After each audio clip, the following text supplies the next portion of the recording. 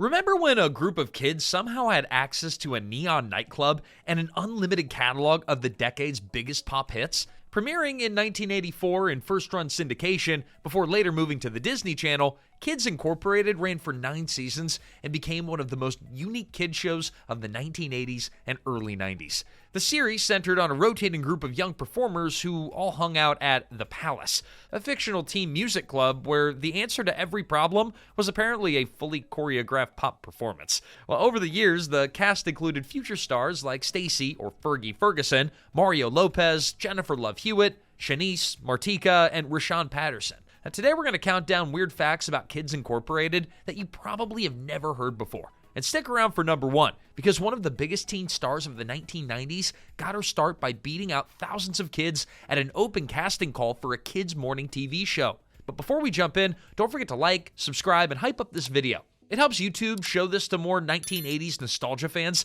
like you. All right, who's ready for some 80s karaoke mixed with teen melodrama? I guess I am. Let's get into it. Number 15. Fergie almost walked away before the show walked into her life. Before the Grammys and stadium tours turned every party into an event, Stacey Ferguson was a kid actress quietly running out of runway.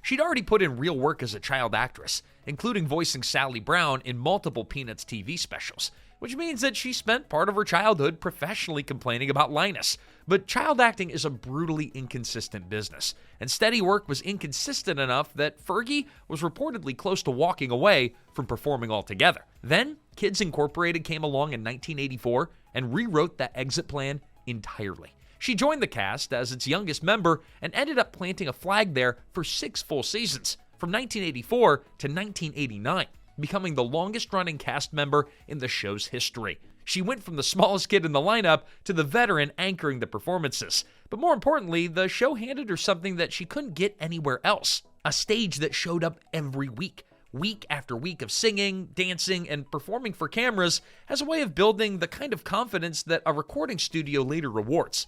That foundation carried her into global superstardom. She nearly walked away from all of it before it ever started. A little show with a giant jukebox in the background made sure that she didn't. Number 14. They rewrote history before the show even had one. The 1983 pilot was filmed, the cast was set, you had Martika, Fergie, Renee Sands, and Jerry Sherrill. 4 kids, 1 pilot, boom, done. But then producers decided that they wanted a 5th. Rahsaan Patterson joined the cast as a character simply called The Kid, which created one fairly significant logistical problem. The pilot already existed without him. A normal production could reshoot a few scenes, but Kids Incorporated went a different direction entirely. They wrote him in. The production team created an entirely new storyline. The kid as the shy new kid in town. He was too nervous to audition for the band. Then filmed those scenes and cut them to the existing 1983 footage. Same pilot, but a new narrative thread woven straight through it. They even built his introduction around the show's own origin story, making his arrival feel like it had been part of the plan from the very beginning. It worked. Rahsaan Patterson looked like a founding member of the group from day one. Number 13. The voices were real. The band? Not so much. Every episode of Kids Incorporated looked like a fully functional teenage band was up there rocking out. You had guitar shredding, drums pounding, keyboards flashing like a neon arcade caught fire. Now, the vocals were completely real. Every cast member recorded their own singing in a professional studio before filming even started. That part was legitimate, and it genuinely set the show apart from plenty of other youth productions that didn't bother. The instruments, though, those were elaborate props. Once the cameras rolled, the cast mimed playing guitars, drums, and keyboards, while studio musicians handled the actual music behind the scenes. The kids were performing their own pre-recorded voices, while the band you were watching existed mostly for visual effect. It's very 1980s television, and very effective. Worth noting, though, some of the cast actually did have chops to back it up, though. Mario Lopez was a genuine drummer. Ryan Lambert and Richard Schaff had real musical ability. They could have played those instruments for real, the show just never asked them to. The rest of the cast was basically just selling the illusion with confidence and choreography, which, in fairness, is its own skill set. 3 kids with real musical ability, a lot of very, very committed air guitar, and nobody at home noticed the difference. I know I didn't. Number 12. The show kids bopped their way through it. Kids Incorporated performed the biggest pop hits of the decade. Michael Jackson, Billy Idol, Fleetwood Mac. The show pulled from the top of the charts every single week. But there was just one small problem. A lot of those songs were written by adults, for adults, and had absolutely no business being performed by a group of kids. So the producers did what any reasonable person does when faced with that situation. They rewrote the lyrics. So whenever a song crossed into territory too suggestive or mature for the target audience, the writers would quickly swap out the offending lines for something safer. Same melody, same beat, same recognizable hook, just with the edges sanded off so parents watching at home didn't have to explain anything over breakfast. Kids Incorporated was essentially doing Kids Bop before Kids Bop had the audacity to make it a business model. And the edits weren't even consistent. Some songs got a thorough scrub down, while others would slip through nearly untouched, which meant that any given episode was a mild guessing game at which version of a hit you were actually going to hear. The goal was to keep the music fun and energetic and familiar without accidentally turning a children's show into an awkward teaching moment. The show got the hits, and the parents got their Saturday mornings back, and an entire generation of kids grew up thinking certain songs were a little cleaner than they actually were. Number 11, 5 performances a week, no excuses. Most sitcom kids had a pretty cushy deal. You just learn a few lines, hit a mark, react to the laugh track, and then go home. But the Kids Incorporated cast was operating on a completely different level.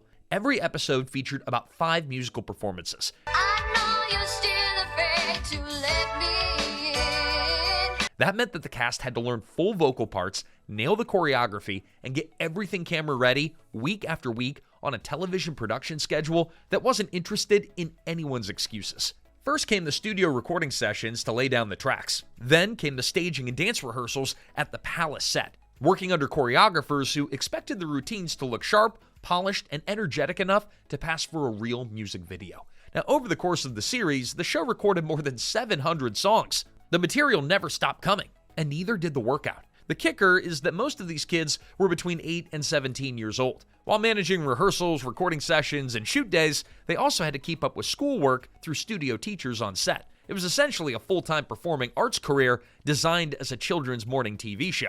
That relentless grind turned out to be excellent preparation for actual stardom. By the time Kids Incorporated alumni started showing up on Billboard charts, movie screens, and MTV, well, they already knew how to handle a stage under pressure. Boot camps, they tend to do that. Number 10, the entire neighborhood was fake, and nobody noticed.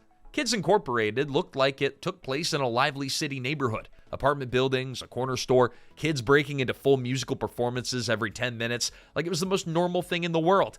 Every bit of it was built inside a Hollywood soundstage. The show filmed at Hollywood Center Studios, now known as Sunset Las Palmas, and then moved to Sunset Gower Studios for the remainder of the show. The production team constructed a set that was designed to look like a vibrant inner-city block, complete with building facades, a street corner, and the crown jewel of the whole operation. Now, of course, that's P*LACE, originally the Palace, until the letter A in the neon sign got burned out and the name it stayed that way. Anyways, it's a broken sign that accidentally became a brand. And the problem was that one soundstage can only pass for so many locations before the illusion starts cracking. So the production leaned hard on chroma key technology, meaning green screens combined with creative lighting to stretch that single city block into parks, alleys, schools, and whatever music video dreamscape the week's performance called for. The kids were supposedly running all over town, but in reality, their entire world fit inside one Hollywood building with good lighting and a fog machine budget. Number 9, the characters were real because, well, they literally were.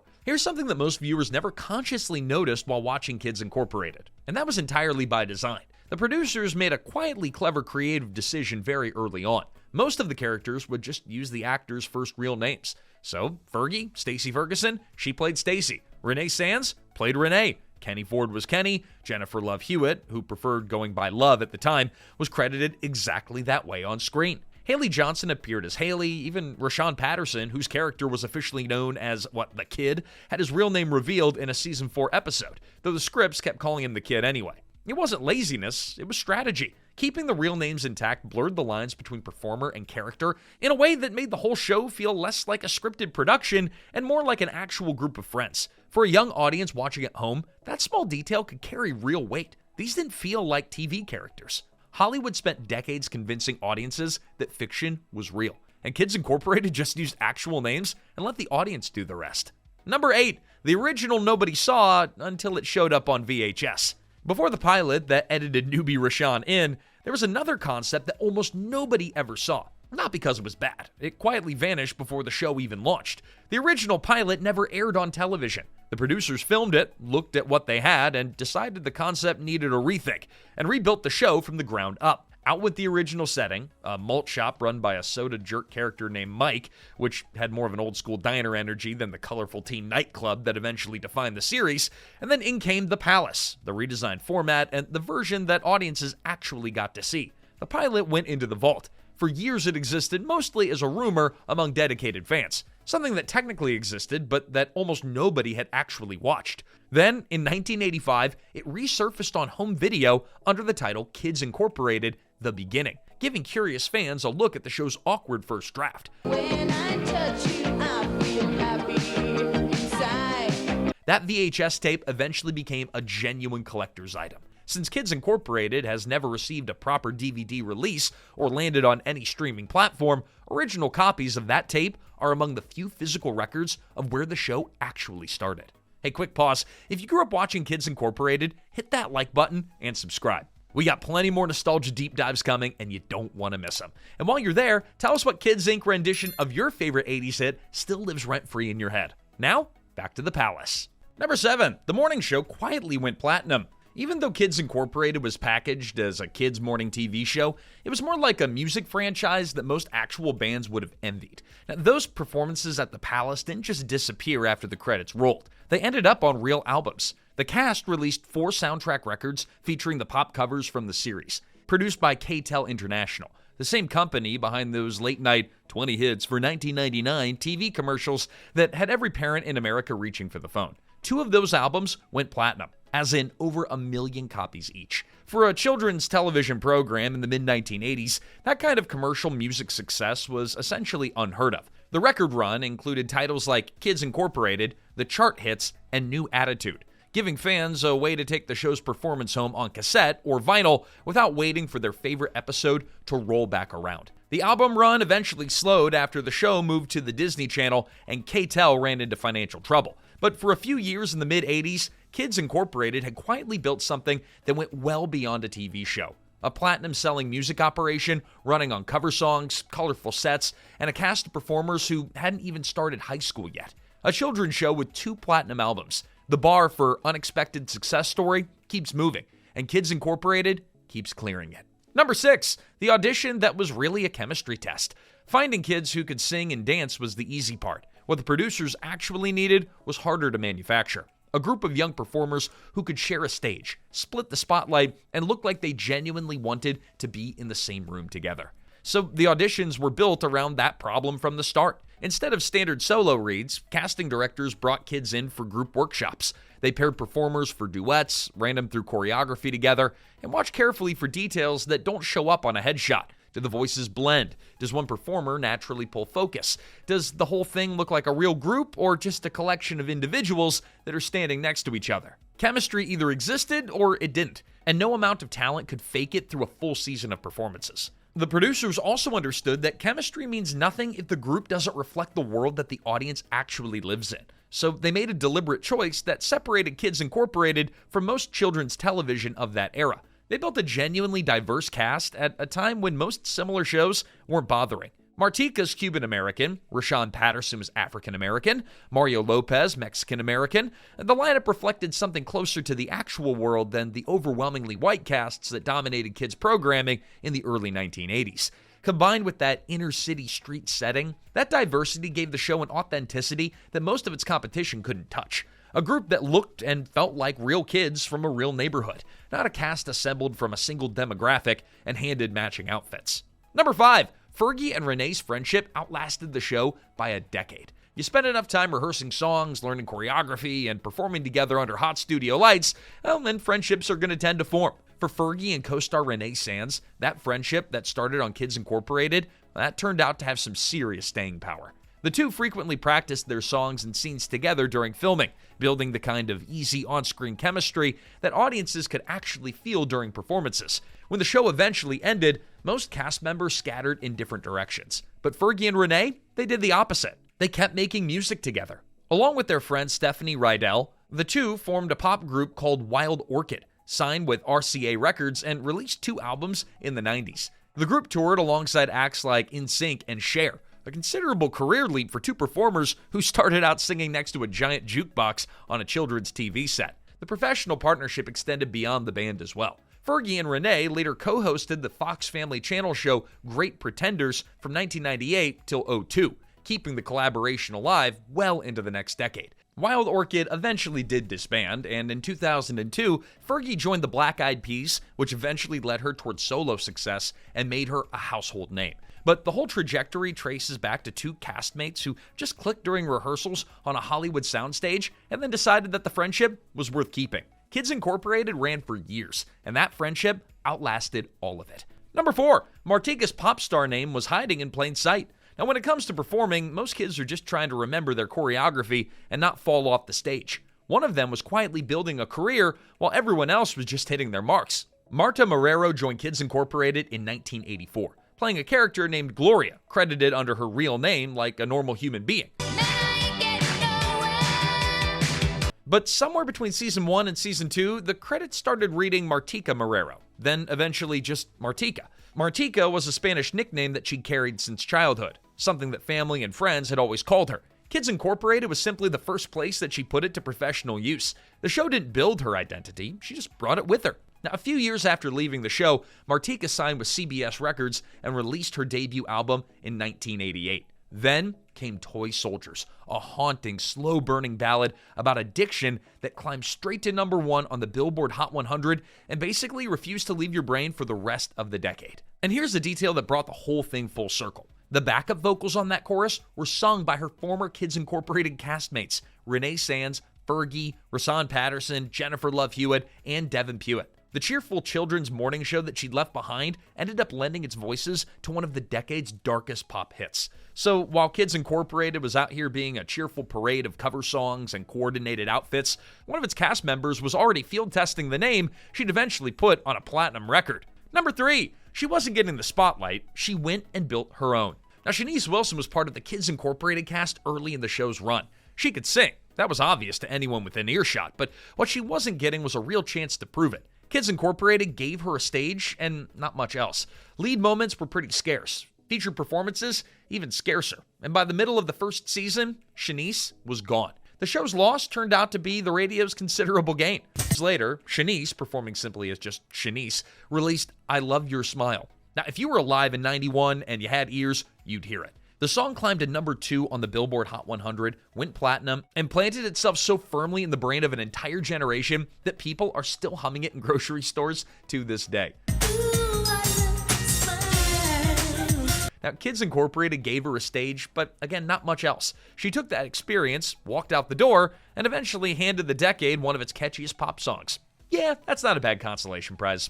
Number 2, canceled by syndication, saved by cable, and then it all got complicated. In 1986, Kids Incorporated was canceled. Not by a network, the show had never landed at one. It had been running in syndication, meaning that its fate was in the hands of local stations all across the country. And those local stations couldn't stop shuffling it around the schedule. Different time slots, different markets, no consistency. And the ratings reflected exactly that. After 2 syndicated seasons, it was done. Except television, it's got a habit of refusing to let a good thing stay dead. Reruns landed on CBN, the network now known as Freeform, and the numbers told an interesting story. People were still watching. A new audience was finding the show, while the original audience was perfectly happy to revisit it. That combination caught the attention of exactly the right people. So the Disney Channel came calling. They saw a show with a built-in fan base, a format that fit their programming perfectly, and made the call to revive it. Kids Incorporated came back later that year with a new home and a whole new pipeline of viewers who hadn't been there from the start. That intervention changed everything. A show that should have wrapped after 2 seasons ended up running for years on Disney, eventually becoming one of the channel's longest-running programs. Syndication couldn't sustain it, but Disney, they turned it into an institution. Then, in 1989, the whole operation hit a wall. Production company Quintex Entertainment filed for bankruptcy. The show's assets got swept into the fallout, and for a while, the safe bet was that Kids Incorporated was done for good. It wasn't, but the version that came back in 1991, it looked almost nothing like the one that left. Nearly the entire cast had moved on, even Fergie. When production restarted, only Jennifer Love Hewitt, Sean O'Riordan, and Kenny Ford Jr. returned. Everyone else was new. The jukebox was still there, the neon was still there, the wall-to-wall pop covers were absolutely still there, but it was just an almost entirely different group of kids performing them. So it was canceled by syndication, then saved by cable, nearly killed by bankruptcy, and then came back anyway. I'll tell you, Kids Incorporated had a habit of refusing to quit. And number one, the casting call launched one of the 90s biggest stars. Before Party of Five, before she became one of the defining faces of 1990s television and film, Jennifer Love Hewitt was a kid from Texas who moved to Los Angeles at the age of 10 and started auditioning for anything that would have her. One of those auditions turned out to matter quite a bit. Kids Incorporated held a nationwide casting search for young performers who could both sing and act. Thousands of kids showed up for their shot, and Hewitt got the role. She joined the cast in 1989, playing a character named Robin, and appeared on the show through 1991. During those 2 seasons, she would sing, dance, and stand out pretty consistently enough to earn 3 Young Artist Award nominations before she was even a teenager. But more importantly, the show handed her something that no audition could manufacture: a national platform. Week after week of performing in front of a real audience, it's got a way of accelerating a career, and Hewitt's was no exception. Not long after leaving Kids Incorporated, she landed the role of Sarah Reeves Marin on Party of Five. It's no big deal. And it's what it was always, pretty much. And from there, well, the next few years were basically her oyster. The whole trajectory started with a casting call for a morning kids show. One of the biggest teen stars of the 1990s didn't break through in a drama or a thriller, but instead, she broke through at the Palace, singing pop covers and coordinated outfits alongside a cast of future household names. Kids Incorporated had a habit of doing that. And there you have it, 15 weird and wild facts about Kids Incorporated. Which one surprised you the most? Well, drop it in the comments and share this with a friend who grew up learning all the choreography and background vocals. And don't forget to subscribe and ring that bell. Until next time, this is Remember When.